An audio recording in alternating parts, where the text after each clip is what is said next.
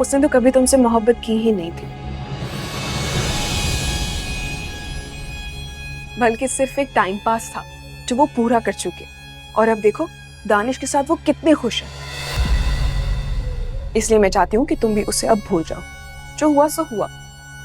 अगर तुम्हें इतनी तकलीफ होती तो तुम ये सब बकवास मेरे सामने ना कर रही हो। इंसान मुबारकबाद ही दे देता है। नंद हूँ तुम्हारी और फिर दोस्त भी। मुबारक हो तुम। खैर मुबारक, बल्कि तुम्हें तो बहुत ही ज्यादा खैर मुबारक हो।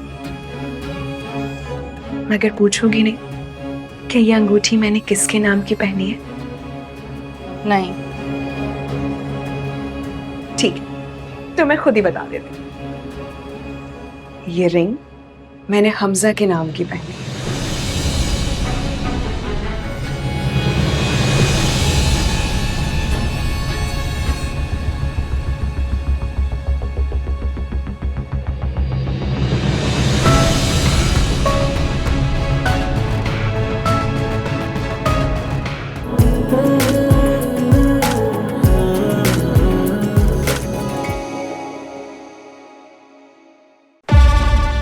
साल का मासूम बच्चा था मैं, सारे स्कूल के सामने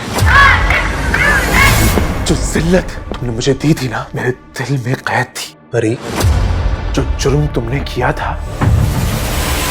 उसकी सजा तो बनती थी परी से।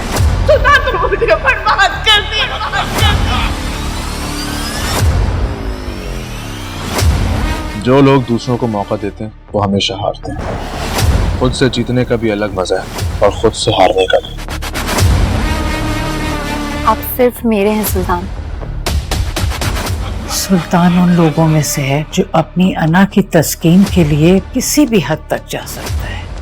आज भी तुम पक्के खिलाड़ी हो, अपनी कमजोरी किसी के हाथ में रहने नहीं देते। मेरे बेडरूम की बात मेरे बेडरूम से बाहर जाए ये मुझे सख्त नापसंद है।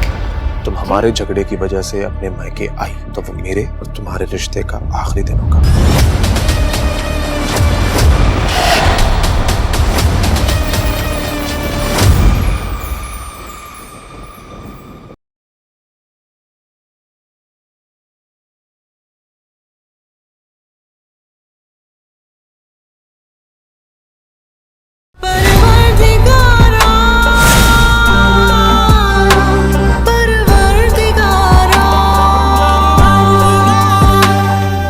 मैं बस आपकी और इस घर की खुशी चाहती हूँ।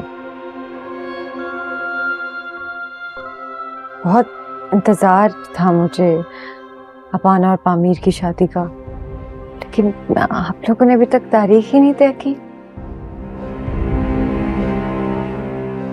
तारीख मारीख क्या तय करना है, बाबा से बात करेगा, शादी का रस्म करवाते।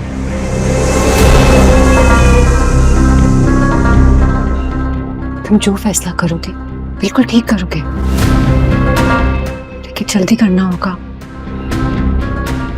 वक्त नहीं है हमारे पास। ये तुम भी जानता है कि बादल खान यहाँ नहीं। हाँ जानता है, मगर उसका माँ तुम्हारा पास है।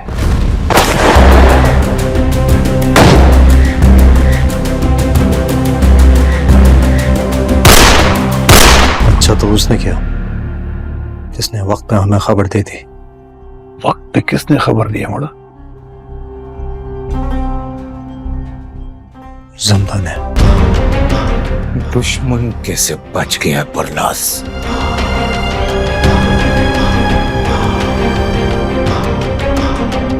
इस बात का दुख तो मुझे भी है बाबा,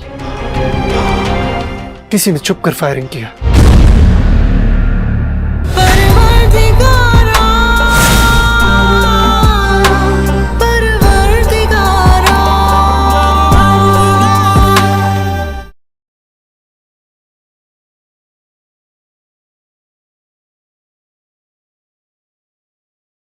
मुझे लगता था ये सारे काम तुम शौक से करती हो, लेकिन अब लग रहा है मामला कुछ और है।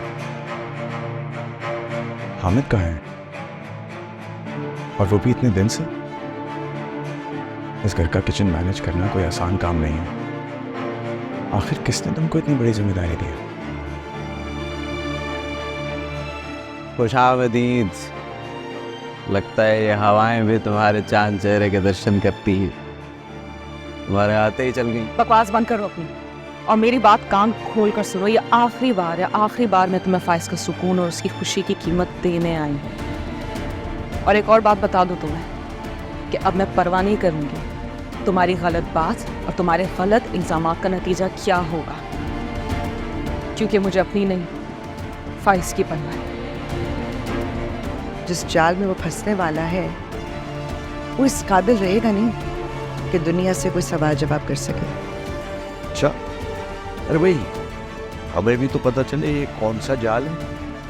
सुना होगा ना आपने कि सांप भी मर जाए और लाठी भी ना टूटे। हनीम जी, मेरी जान, वो मुझे मुलाजमों की तनख्वाहें देनी है और कुछ बिल्स वगैरह पे करने हैं, तो वो जो मैं तुम्हें पैसे दिए थे रखने के लिए वो जरा मुझे ला दो। खुमार में तेरे जी रहे यूं के हमसा कोई जिया ना होगा।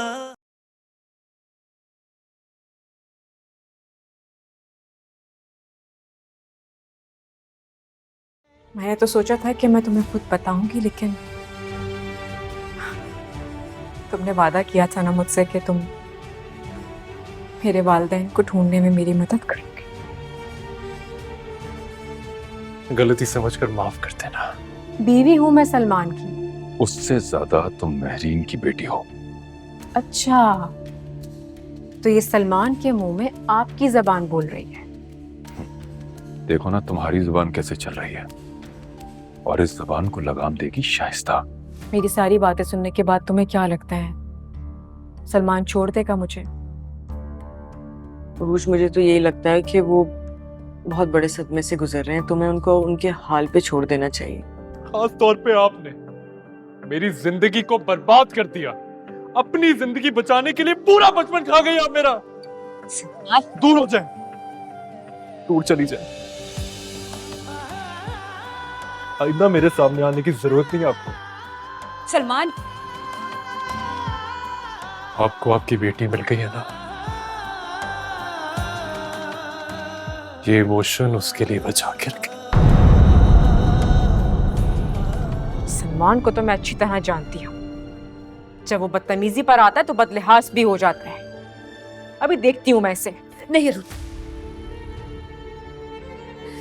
नहीं, तुम सलमान को कुछ नहीं कहोगी। भला मोहब्बत मांगने से कब मिलती है? तेरे हवाले दिल कर दिया है, मेरी आशिकी को तूने जिद कर दिया।